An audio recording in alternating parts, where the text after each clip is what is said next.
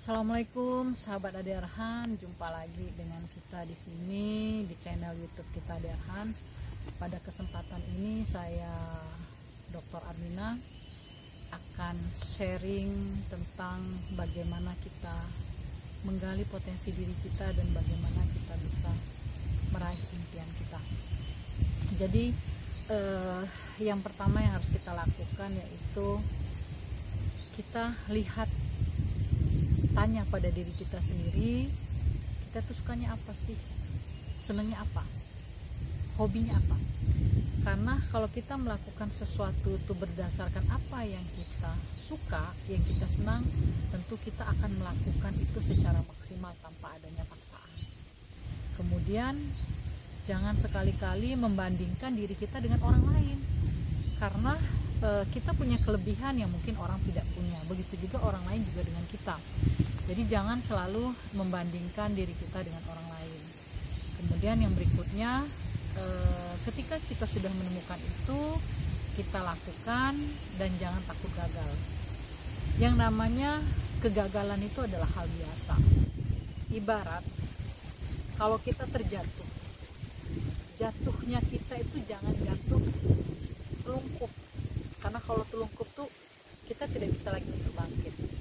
Jadi kalau kita jatuhnya ibarat saya itu jatuhnya telentang. Jadi kalau kita telentang tuh kita masih bisa untuk bangkit. Itu. Kemudian kadang ada yang juga yang bertanya, bagaimana sih cara meraih sebuah impian? Kalau dari pengalaman saya, meraih impian itu sangat mudah, asal tahu caranya. Saya dari dulu karena kebetulan sukanya membaca itu dulu ya. Kalau sekarang ya sudah mulai berkurang karena aktivitas yang cukup padat. Nah, jadi triknya seperti ini, tipsnya. Saya menuliskan di kertas putih yang lebar. Saya tuliskan target-target impian yang ingin saya capai.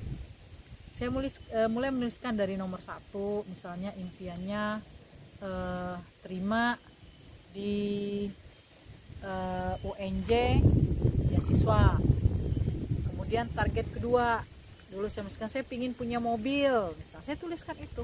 Jadi target-target impian itu saya tuliskan berurutan sampai dari jangka pendek sampai jangka panjang.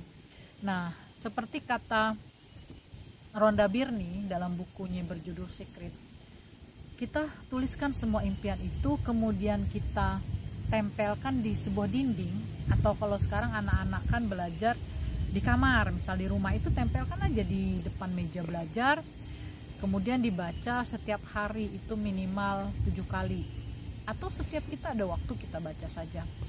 Karena otomatis dengan kita membaca itu, energi yang ada dalam tubuh kita itu akan bergerak untuk mencapai impian kita.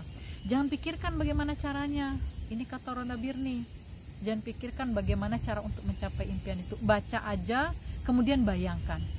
Biarkan energi atau apa yang ada dalam dirimu itu secara langsung akan mencapai impian tersebut. Nah, nanti kalian bisa lihat, bisa buktikan seperti saya tidak pernah memikirkan bagaimana saya mencapai, bagaimana saya mendapatkan mobil ini gitu. Saya tidak pernah memikirkan itu. Tapi saya tulis dalam target, saya baca setiap hari, itu setahun atau 2 tahun kemudian akan terbukti apa yang kita tulis tersebut akan kita impikan. Jadi intinya jangan berpikir bagaimana cara mencapainya, tapi bayangkan saja dan usahakan setiap hari dari pagi sampai paginya lagi kita membaca impian tersebut. Biarkan energi dalam tubuhmu sendiri yang akan mencapainya. Itu yang kedua. Kemudian yang ketiga, dalam mencapai sesuatu atau kita menginginkan sesuatu tidak boleh menggunakan kata jangan atau tidak. Jadi tidak boleh menggunakan kalimat negatif. Karena sebenarnya yang kita alami dalam sehari-hari itu sebenarnya itu adalah dari pikiran kita. Contoh, kita nggak enak badan nih ya, terkadang kita tidak enak badan. Wah, saya tidak mau pilek. Jadi jangan mengatakan dalam alam bawah sadarmu, saya tidak mau pilek. Tapi harus menggunakan kalimat positif. Apa kalimat positifnya? Saya sehat. saya sehat, saya sehat. Jadi tidak boleh menggunakan kalimat negatif. Satu lagi misalnya, kita mau menghadapi ujian, jangan ada dalam pikiran sahabat ADR-an bahwa saya tidak mau nilai jelek. Karena sebaliknya, kalau kita menggunakan kalimat negatif sebaliknya.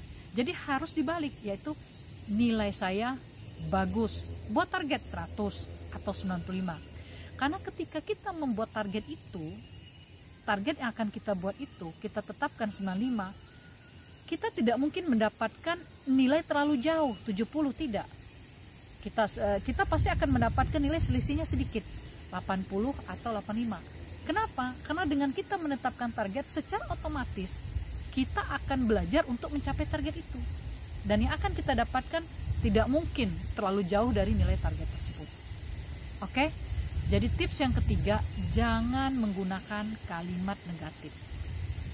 Boleh misalnya berkaca, jangan mengatakan saya tidak mau jelek, tapi saya cantik, saya menarik, saya disukai oleh teman-teman. Oke? Jadi itu tips dari saya. Gunakan selalu kalimat positif, karena kalimat positif itu yang akan terpancar atau terimplementasi dari sikap dan perbuatan kita sehari-hari. Cukup sekian sahabat Ade Arhan. Terima kasih. Jika ada salah kata, saya mohon maaf. Assalamualaikum warahmatullahi wabarakatuh.